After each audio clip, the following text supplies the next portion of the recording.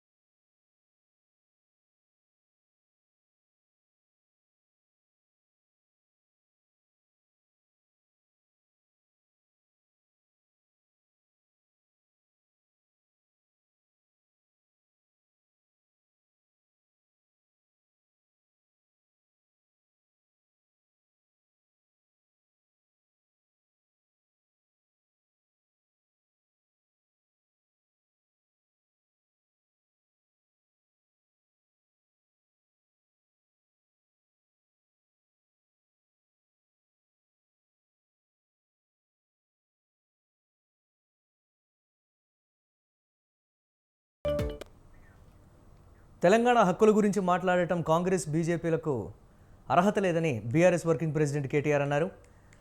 పార్లమెంట్లో ఎప్పుడైనా తెలంగాణ గురించి మోదీ, రాహుల్ మాట్లాడారా అని ప్రశ్నించారు. లోక్సభ ఎన్నికలకు సన్నద్ధతలు భాగంగా ఆదిలాబాద్ జిల్లా నేతలతో కేటీఆర్ సమీక్ష నిర్వహించారు. బీఆర్ఎస్ ఎంపీలు గెలవకపోతే తెలంగాణ అనే పదం మాయమవుతుందని చెప్పారు. కాంగ్రెస్ పార్టీ 420 హామీలు ఇచ్చి గెలిచిందని విమర్శించారు.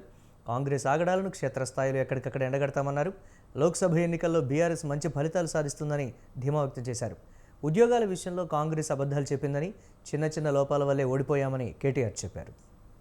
నియోజకవర్గాల వారీగా ఈరోజు పార్లమెంట్ నియోజకవర్గాల వారీగా ఇక్కడ సమీక్ష సమావేశాలు ప్రతి నియోజకవర్గం నుండి ఒక 70-75 మంది ముఖ్యులు, మొత్తం కలిపితే పార్లమెంట్ కి 500 మంది ముఖ్యులతో 500 నుంచి 600 మంది ముఖ్యులతో ఇక్కడ సమావేశాలు జరుగుతాయి. తదనంతరం ఫాలో అప్ గా మరి ఎందుకంటే ఈ సమావేశాలు 17 నియోజకవర్గాల్లో కూడా జరుగుతాయి కాబట్టి రాబోయే సంక్రాంతి తర్వాత కూడా ఒక 4-5 రోజులు మీటింగ్లు కొనసాగుతాయి. తదనంతరం క్షేత్ర స్థాయిలో నియోజకవర్గాల వారీగా కూడా విస్తృత స్థాయి కార్యకర్తల సమావేశాలు కూడా పార్లమెంటు ఎన్నికలకు సంబంధించి సన్నాహక సమావేశాలు కూడా పెట్టుకుంటాం. దాంతో పాటు అక్కడక్కడ కాంగ్రెస్ పార్టీ ఇవాళ కొత్త ఆగడాలకు పాల్పడతా ఉంది. తుంగతుర్తిలో మా నాయకుల మీద ఇప్పటికి 2 సార్లు దాడులు జరిగింది. జగదీశ్వర్ రెడ్డి గారు, మాజీ మంత్రి గారు, అదే విధంగా అక్కడ మాజీ ఎమ్మెల్యే కిషోర్ గారు సూర్యాపేట హాస్పిటల్ కూడా ఇవాళ పోయినారు. అక్కడ మా నాయకుడు మహేష్ మీద జరిగిన దాడిని ఖండించి అక్కడ వారికి ధైర్యం చెప్పి వారికి అండగా నిలబడ్డారు. కానీ రాబోయే రోజుల్లో నిర్ణయం తీసుకున్నాం, తప్పకుండా పార్టీ రాష్ట్ర నాయకత్వం కూడా ఎక్కడ ఇట్లాంటి కార్యక్రమం జరిగినా అందరం కూడా అక్కడికి వెళ్తాం. అందరం కూడా మా కార్యకర్తలకి ధైర్యం చెప్పే విధంగా, అదే విధంగా అవతల వాళ్ళు చేసే దుర్మార్గాలను ప్రజల్లో ఎండగట్టే విధంగా ప్రజాస్వామికంగానే తప్పకుండా ఎదుర్కొంటామని చెప్పి కూడా నేను మీకు విజ్ఞప్తి. రాబోయే లోక్సభ ఎన్నికల్లో తెలంగాణ నుంచి సోనియా గాంధీ పోటీ చేయాలని కోరుతూ ఏకగ్రీవ తీర్మానం చేసినట్లు ముఖ్యమంత్రి రేవంత్ రెడ్డి తెలిపారు. ప్రజలకు ఇచ్చిన 6 గ్యారంటీలను అమలు చేసి తీరుతామని స్పష్టం చేశారు. అసెంబ్లీ ఎన్నికల్లో విజయం సాధించిన తర్వాత తొలిసారి పీసీసీ విస్తృత స్థాయి సమావేశం నిర్వహించారు. గాంధీ భవన్లో పీసీసీ అధ్యక్షుడు సీఎం రేవంత్ రెడ్డి అధ్యక్షతన జరిగిన ఈ సమావేశంలో నూతనంగా నియమితులైన ఏఐసీసీ రాష్ట్ర ఇన్ఛార్జ్ దీపాదాస్ మున్షి, ఏఐసీసీ కార్యదర్శులు, మంత్రులు, ప్రదేశ్ ఎన్నికల రాజకీయ వ్యవహారాల కమిటీల సభ్యులు, డీసీసీ అధ్యక్షులు, పార్టీ అనుబంధ సంఘాల అధ్యక్షులు, అధికార ప్రతినిధులు పాల్గొన్నారు.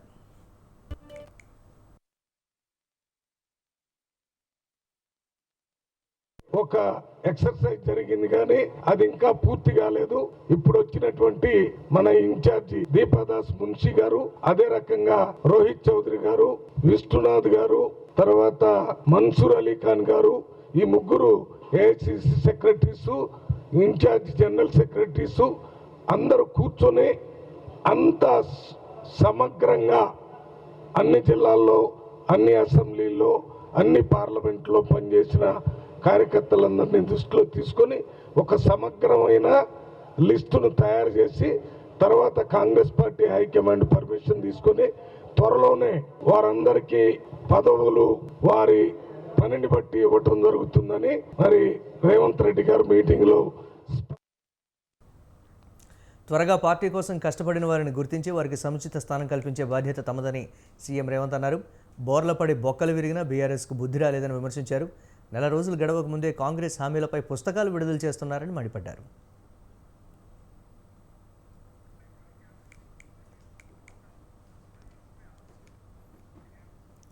తెలంగాణలో బీఆర్ఎస్ నేతల్లాగే కాంగ్రెస్ మంత్రులు కూడా అహంకారంతో మాట్లాడుతున్నారని బీజేపీ నేత బండి సంజయ్ అన్నారు. కాళేశ్వరం ప్రాజెక్టులో జరిగిన అవినీతిపై సీబీఐ విచారణను ఎందుకు కోరటం లేదని ప్రశ్నించారు. లోక్సభ ఎన్నికల్లో బీజేపీ అధిష్టానం తనను ఎక్కడి నుంచి పోటీ చేయాలని కోరితే అక్కడి నుంచి పోటీ చేస్తానని అన్నారు. ఒకవేళ పోటీ నుంచి తప్పుకోవాలని ఆదేశించినా తప్పుకుంటానని చెప్పారు. బీఆర్ఎస్ను కూకటి వేళ్లతో తొలగించే వరకు తాము విశ్రమించబోమని బండి సంజయ్ స్పష్టం చేశారు. బీఆర్ఎస్ పథకం తయారవుతున్నారు. ఇప్పుడే అతి తక్కువ సమయంలో ప్రజలు కూడా వ్యతిరేక సాధిన వాళ్ళ మీద ఈ భాషతోనే విపక్షాలు సూచన సలహాలు ఇచ్చినప్పుడు వాళ్ళు విమర్శించినప్పుడు అదే స్థాయిలో పొలేట్ ఇవ్వాలి.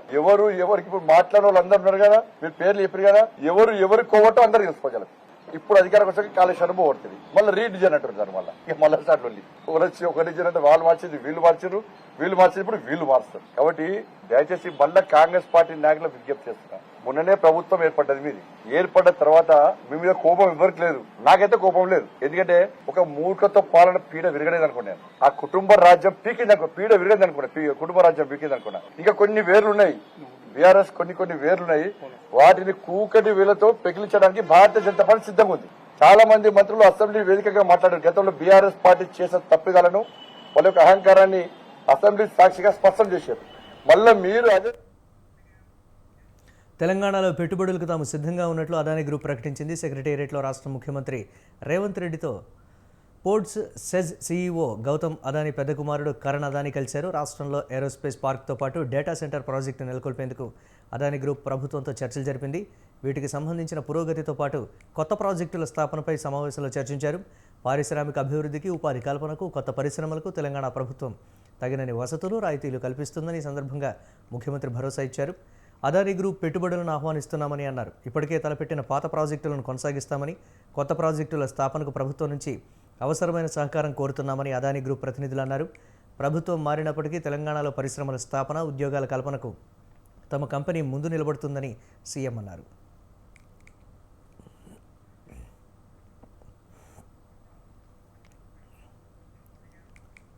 చదువుల తల్లి సావిత్రిబాయి పూలేను మహిళలు స్ఫూర్తిగా తీసుకుని ముందుకు సాగాలని మంత్రి సీతక్క అన్నారు. రవీంద్ర భారతిలో సావిత్రిబాయి పూలే జయంతి వేడుకల్లో మంత్రి పాల్గొన్నారు. దేశంలోనే ప్రథమ మహిళా ఉపాధ్యాయురాలుగా పనిచేసి మహిళల విద్య కోసం పోరాడిన సామాజిక విప్లవకారిణి అని కొనియాడారు. Savitribai Phule women welfare organisation, Telangana chambers of commerce industry సంయుక్త ఆధ్వర్యంలో జయంతి వేడుకలను ఘనంగా నిర్వహించారు. సావిత్రిబాయి పూలే గారి గురించి ఈరోజు మనం మాట్లాడుకుంటున్నామంటే వారు సమాజానికి చేసినటువంటి సేవ, వారెవరో మనకు డైరెక్ట్గా పరిచయం లేదు, కానీ వారి ఆశయంతో పరిచయం ఉంది, వారి ఆచరణతో పరిచయం ఉంది, వారు ఇచ్చినటువంటి స్ఫూర్తితో మనకు పరిచయం ఉంది.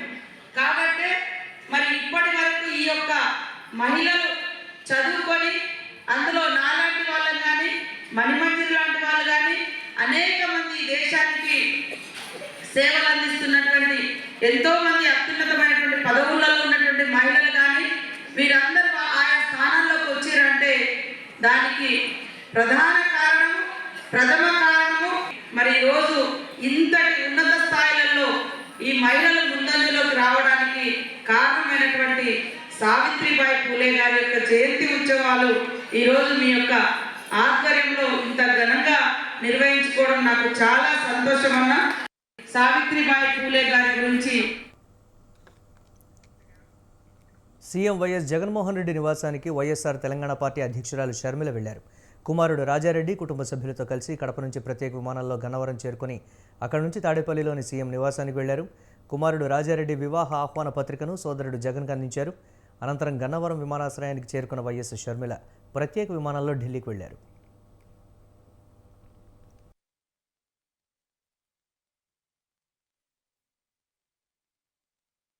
రాజశేఖర్ రెడ్డి గారి మనవడి పెళ్లికి రమ్మని జగన్మోహన్ రెడ్డి గారిని ఆహ్వానించడం జరిగింది. సానుకూలంగా స్పందించారు. ఇంకా ఎవరికి ఇవ్వలేదు, మిగతా వాళ్ళందరికీ కూడా మొదలు పెట్టడం జరుగుతుంది. పెళ్ళి అనేది చాలా ముఖ్యమైన విషయం కనుక అందరూ వచ్చి నా కొడుకును ఆశీర్వదించాలని. రాష్ట్రానికి జగనే పెద్ద అరిష్టమని, వైసీపీ నేతలు రాక్షసుల మాదిరిగా రాష్ట్రాన్ని దోచుకున్నారని టీడీపీ అధినేత చంద్రబాబు నాయుడు ధ్వజమెత్తారు. జగన్ రాజకీయాల్లో లేకుండా ఉంటే రాష్ట్రంలో ఇంతటి విధ్వంసం జరిగేది కాదని, పోలవరం, రాజధాని అమరావతిని నాశనం చేశాడని దుయ్యబట్టారు. రాష్ట్రంలో వైసీపీ అధికారంలోకి వచ్చాక అభివృద్ధి అన్నమాటే లేదని ఆవేదన వ్యక్తం చేశారు. రాజకీయాలను జగన్ అపవిత్రం చేశాడన్నారు. గెలిచిన ఎమ్మెల్యేలు ప్రజల కోసం 5 ఏళ్లు కష్టపడతారు, కానీ వైసీపీ ఎమ్మెల్యేలు మాత్రం ఎంజాయ్ చేసి రాష్ట్రాన్ని దోచుకున్నారని మండిపడ్డారు. 100 రోజుల్లో అసెంబ్లీ ఎన్నికలు అయిపోతాయి. అసెంబ్లీ, పార్లమెంట్ 2 ఎన్నికలు అయిపోతాయి. 45 ఏళ్లుగా రాజకీయాల్లో ఉన్నాను. 72లో మొదటిసారి ఎమ్మెల్యే అయ్యాను. కానీ ఎంతోమంది ముఖ్యమంత్రులు చూశాను. కానీ ఇంత దారుణమైన ముఖ్యమంత్రిని, ఇంత దారుణమైన పరిపాలన నేను ఎప్పుడూ చూడలేదు. వారు చెప్పినట్టు 12 లక్షల కోట్ల రూపాయలు అప్పు తీసుకొచ్చారు అంటే ఆషామాషి కాదు. రెండో పక్కన మీరు ఒక్కసారి ఆలోచిస్తే అభివృద్ధి బాగా కుంటుపడిపోయింది. వారు ఒక మాట చెప్పిన దాని ప్రకారం 75 సంవత్సరాలుగా అభివృద్ధి చేసిన వ్యవస్థల్ని, ఒక ఇన్స్టిట్యూషన్ బిల్డప్ చేయడం చాలా సమయం పడుతుంది. దాన్ని ఇమ్మీడియట్గా విధ్వంసం చేయడం చాలా ఈజీ.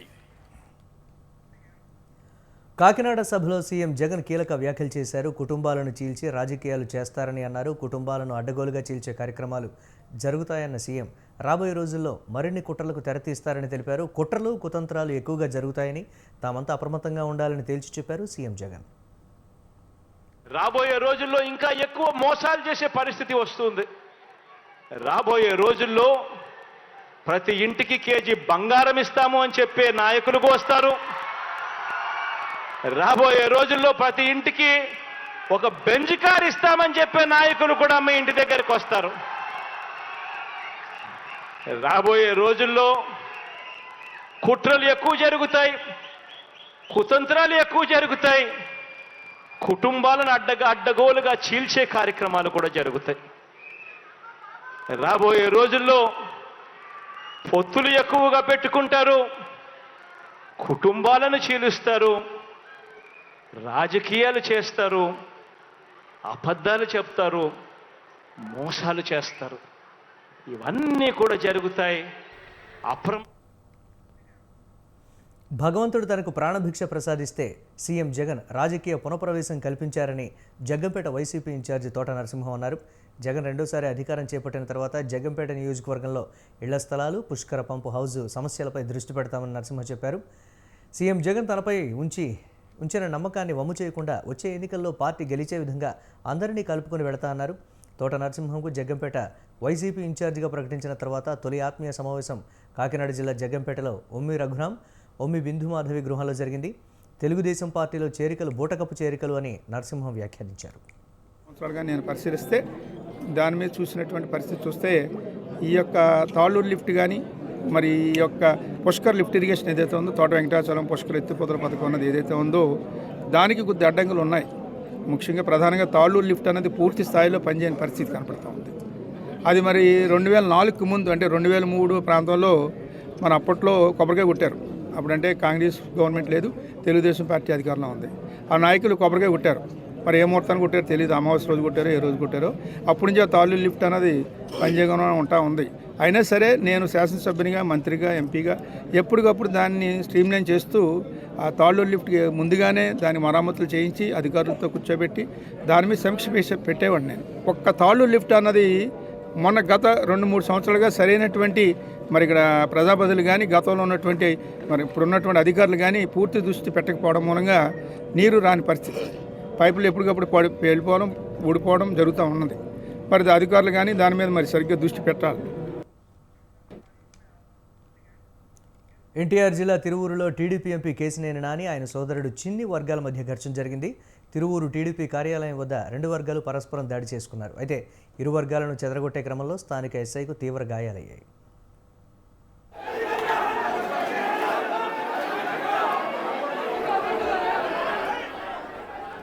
ఈ నెల 7న తిరువూరులో చంద్రబాబు సభ సందర్భంగా ఫ్లెక్సీలు ఏర్పాటు చేశారు. అయితే అక్కడ కేశినేని నాని ఫ్లెక్సీ లేకపోవడంతో ఆయన వర్గీయులు ఆగ్రహానికి గురయ్యారు. అక్కడే ఉన్న చిన్ని ఫ్లెక్సీని చించేశారు. అయితే అందులో పవన్ కళ్యాణ్ ఫోటో కూడా ఉండడంతో జన సైనికులు నొచ్చుకున్నారు. తీవ్ర అభ్యంతరం వ్యక్తం చేస్తూ ఆ సమావేశం బహిష్కరిస్తూ వెళ్ళిపోయారు. అదే సమయంలో తిరువూరు ఇన్ఛార్జ్ దత్తుపై నాని వర్గీయులు దాడి చేశారు. చిన్నిని లోపలికి రానివ్వబోమంటూ అడ్డుగా బైఠాయించారు. ఇరు వర్గాలను అడ్డుకునే ప్రయత్నం చేసిన స్థానిక ఎస్ఐ తలకు బలమైన గాయమైంది. వెంటనే ఆయన్ను ఆసుపత్రికి తరలించారు.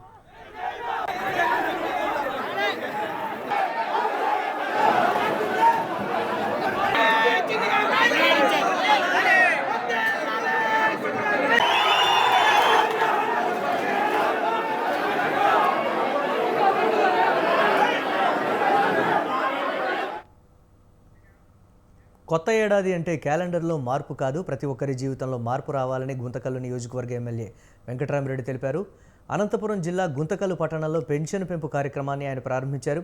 గత ప్రభుత్వంలో పెన్షన్ రావాలంటే జన్మభూమి కమిటీలకు లంచాలు ఇచ్చే పరిస్థితి ఉండేదని, వైసీపీ హయాంలో కేవలం అర్హత ఉంటే చాలని ఎమ్మెల్యే అన్నారు.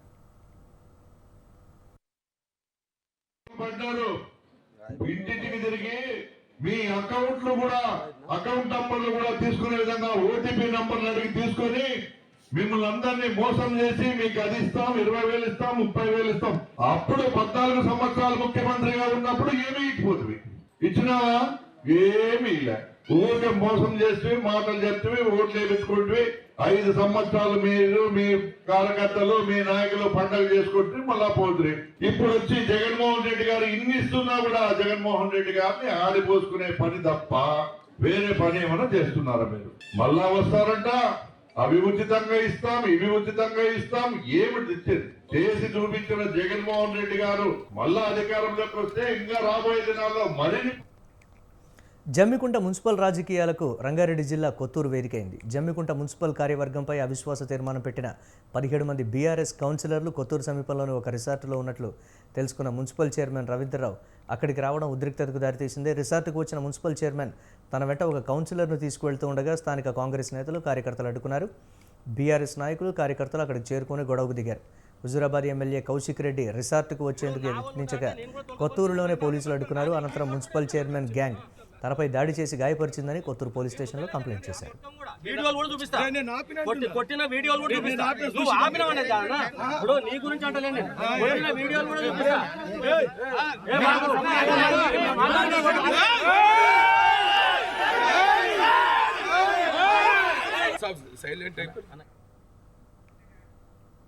హన్మకొండ జిల్లా కాజీపేటలోని శ్రీ శ్వేతార్కమూల గణపతి దేవాలయంలో పులిహోరతో నివేదన కార్యక్రమం వైభవంగా జరిగింది. శ్వేతార్క గణపతికి 2542 కిలోల పులిహోరతో నివేదన చేశారు. ప్రతి ఏటా శ్రీ శ్వేతార్క గణపతికి ఇలా విశేష పూజా కార్యక్రమం నిర్వహించడం ఆనవాయితీగా వస్తోంది. ఖమ్మం, నల్గొండ, కరీంనగర్, హైదరాబాద్ ప్రాంతాల నుంచి వందల సంఖ్యలో భక్తులు ఈ నివేదన కార్యక్రమంలో పాల్గొన్నారు. శ్రీనివాస్ శర్మ, ఖాజా రామానంద్, సాయి కుమారి ఆలపించిన భక్తి గీతాలు అందరినీ ఆకట్టుకున్నాయి.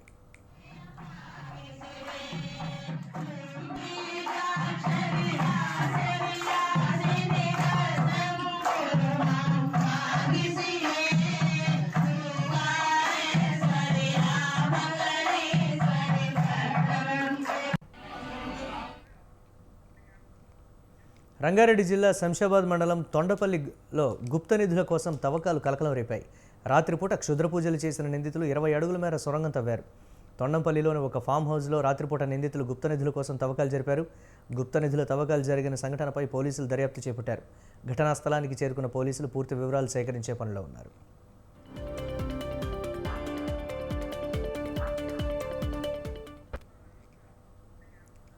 సంక్రాంతి సందర్భంగా భువనగిరి జిల్లా స్థాయిలో నిర్వహించే గ్రామీణ క్రీడల పోస్టర్ను యువజన సంఘాల సమితి వ్యవస్థాపక అధ్యక్షులు జిట్టా బాలకృష్ణారెడ్డి ఆవిష్కరించారు. జనవరి 12న జాతీయ యువజన దినోత్సవం. సంక్రాంతి సందర్భంగా యువజన సంఘాల ఆధ్వర్యంలో జిట్టా రాధమ్మ ఫౌండేషన్ సహకారంతో 3 రోజుల సంబరాలు నిర్వహిస్తామని జిట్టా తెలిపారు. రకరకాల గ్రామీణ క్రీడలను వెలుగులోకి తీసుకురావడానికి రాజకీయాలకు అతీతంగా నిర్వహిస్తున్నామని చెప్పారు.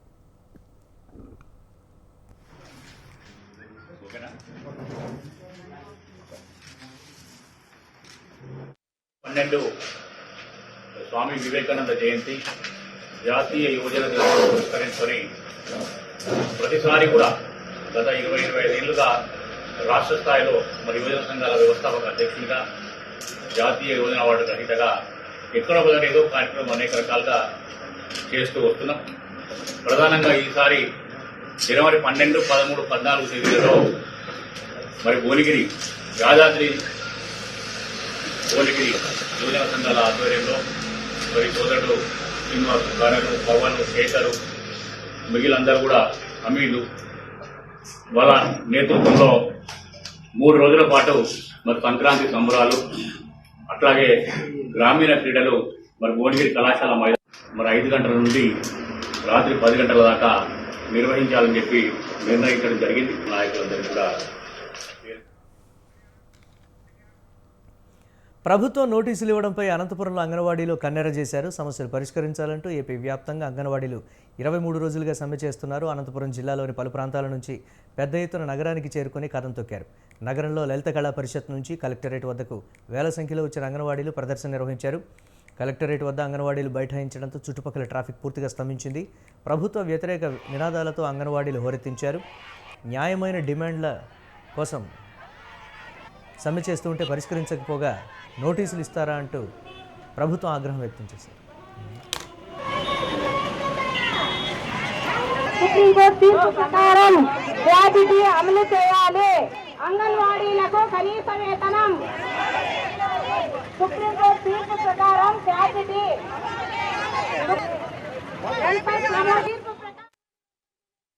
ఈరోజు మా సమస్యలు పరిష్కరించకపోగా మా ప్రధానమైన డిమాండ్ ఏదైతే ఉందో తెలంగాణ కన్నా అదనంగా 1000 రూపాయలు ఎక్కువ ఇవ్వాలన్న డిమాండ్ పరిష్కరించకుండా వేరే డిమాండ్లు మేము అన్నీ చేశాము, ఇన్ని చేశాము, 10 డిమాండ్లు పరిష్కరించుంటున్నామని ఈరోజు ప్రజల్లోకి ప్రభుత్వం తీసుకెళ్తుంది. ఇది అంగన్వాడీల సెంటర్లు బలోపేతం చేయడానికి చేశారు కానీ మా అంగన్వాడీలకు లబ్ధి చేకూరే సమస్యలు అయితే కాదు అది. అందుకని మాకైతే ఇప్పుడు ఉన్న ఖర్చుల్లో ఇప్పుడున్న రేట్లలో మాకు చాలని వేతనాలతో మాకు వచ్చే జీతము సగం జీతం 5000 రూపాయలు అంగన్వాడీ సెంటర్లకు పెట్టి ప్రతి నెల ప్రభుత్వం జీతాలు ఇచ్చినా ఇవ్వకపోయినా బిల్లులు ఇచ్చినా ఇవ్వకపోయినా మేము చేతి నుంచి కట్టుకొని ఈరోజు అంగన్వాడీ సెంటర్లు నడుపుతున్నది అంగన్వాడీ వర్కర్లు అని ఈరోజు మేము గట్టిగా చెప్తున్నాము. కాబట్టి ఏది ఏమైనా కూడా మాకు తమరు ఇచ్చిన హామీని అమలు చేయాలి, తెలంగాణ కన్నా అదనంగా వేతనాలు అమలు చేయాలని, అలాగే సుప్రీంకోర్టు తీర్పు ప్రకారం అమలు చేయాలని అందరికీ కూడా సంక్షేమం అంటున్నారు. మహిళలు అంగన్వాడీ వాళ్ళు కూడా మహిళలే అంగన్వాడీలకు కూడా ఒక సంక్షేమం వర్తింప చేయాలి. మేము సీఎం గారిని అడుగుతున్నదేమి గ్రాడ్యుయేట్ అమలు చేయమని చెప్పేసి అడుగుతున్నాము. మరి మినిస్టర్ గారు ఏమంటున్నారు, మేము సెంట్రల్ని అడిగి చేస్తామని చెప్పేసి చెప్తున్నారు. అంటే సుప్రీంకోర్టు తీర్పు ఇచ్చినా కానీ మీరు సెంట్రల్ని అడిగి చేస్తామనడం ఇది పద్ధతి కాదు. మీరు గౌరవమైన సీట్లో కూర్చున్నారు, ఒక మినిస్టర్, మీరు మీ ఇళ్ళ కాడికి వస్తే పోలీసులతో అరెస్ట్ చేసి ఆడవాళ్ళు అనుకోకుండా ఈడ్చి నానా హింసలు చేస్తున్నారు. మాకు గ్రాడ్యుయేట్ అమలు చేయాలా, 26,000 రూపాయల జీతం అమలు చేయాలా, మాకు మినీ వర్కర్లను మెయిన్ వర్కర్లుగా చేయాలా, మా సమస్యలు తీరేంత వరకు ప్రభుత్వానికి మేము డిమాండ్ చేస్తుండేది మా సమస్యలు తీరేంత వరకు పోరాడతాము. ఆమరణ నిరాహార దీక్షకు కూడా మేము సిద్ధమైనాము. 5వ తారీఖు డ్యూటీలలో చేరాలా, మీరు మెమోలు తీసుకోవాలని చెప్పేసి చెప్తున్నారు. మేము ఎటువంటి పరిస్థితుల్లో ఆంధ్రప్రదేశ్లో అంగన్వాడీలు చేపట్టిన నిరవధిక సమ్మె ఉధృతమైంది. ఈ క్రమంలో పల్నాడు జిల్లా నరసరావుపేటలో కలెక్టర్ కార్యాలయం గేటు వద్ద అంగన్వాడీలు బైఠాయించారు. దీంతో అక్కడ ఉద్రిక్త పరిస్థితి చోటు చేసుకుంది. న్యాయపరమైన తమ సమస్యలను రాష్ట్ర ప్రభుత్వం వెంటనే పరిష్కరించాలని అంగన్వాడీలు డిమాండ్ చేశారు. కలెక్టర్ కార్యాలయంలోకి ఉద్యోగులు వెళ్లకుండా అంగన్వాడీలు అడ్డుకొని ధర్నా చేశారు. దీంతో నరసరావుపేట నుండి రొంపిచెర్ల మండలంలోని పలు గ్రామాలకు రాకపోకలు పూర్తిగా నిలిచిపోయాయి.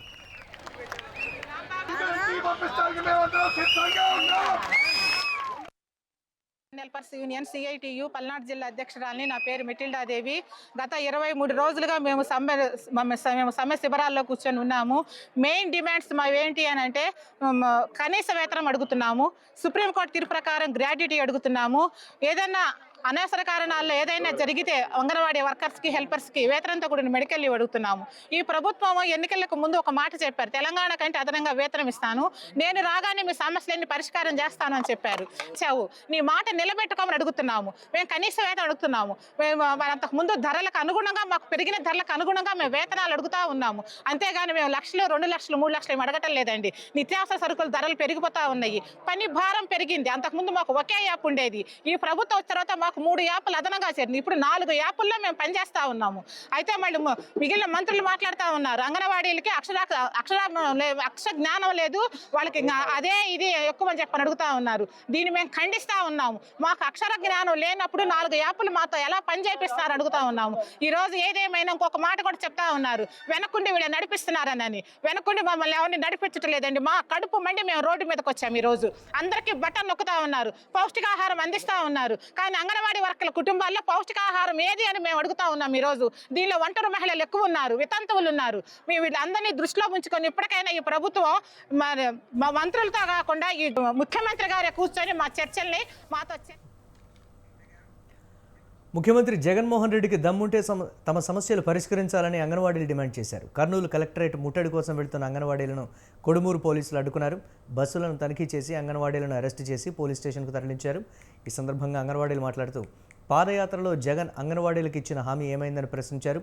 మోసపూరిత హామీలు ఇచ్చి ఎన్నికల్లో గెలిచి అంగన్వాడీలకు జగన్ అన్యాయం చేశారని ఆరోపించారు. రాబోయే ఎన్నికల్లో వైసీపీకి తగిన గుణపాఠం చెబుతామని అంగన్వాడీలు హెచ్చరించారు. మేము వెళ్తుంటే మమ్మల్ని ఎక్కడికక్కడ పోలీసులు ఆపి అరెస్ట్ చేస్తున్నారు. మేము ఏ తప్పు చేసినాము నిన్న సాయంకాలం 5 గంటల నుంచి మాకు టార్చర్ స్టార్ట్ అయినాయి పోలీసులతోటి. ఎక్కడెక్కడో తప్పించుకొని మేము వచ్చి ఇక్కడ కోడుమూరులో ఇరుక్కొని పోయాము. మేము ఏం అడగట్లేదు, న్యాయబద్ధమైన కోరికలు అడుగుతున్నాము. అవి డిమాండ్స్ నెరవేర్చాలి. ప్రభుత్వం డిమాండ్స్ నెరవేరిస్తే మేము ఇమ్మీడియట్గా సమ్మె విరమించుకొని 23వ రోజు సమ్మె విరమించుకొని మా విధులకు మేము హాజరవుతాము. అంతేగాని ఇలా అక్రమ అరెస్టులు, ఇది నిరంకుశ పాలన. ఈ పాలన వచ్చేసి నిరంకుశ పాలన. మా డిమాండ్స్ ఏం ప్రధాన కనీస వేతనం 26,000 ఇమ్మన్నాము. సుప్రీంకోర్టు తీర్పు ప్రకారం గ్రాట్యుటీ ఇమ్మంటున్నాము. తర్వాత mini anganwadi centre, main anganwadi సెంటర్గా మార్చమని. ఈ మెయిన్ 3 డిమాండ్స్ ఒప్పుకోకుండా మమ్మల్ని ఎక్కడికక్కడ అరెస్ట్ చేయడం ఇది ఎంతవరకు సమంజసమని మేము అడుగుతున్నాము. ఇవి ఇప్పటి వరకు అప్డేట్స్. కీప్ వాచింగ్ స్వతంత్ర.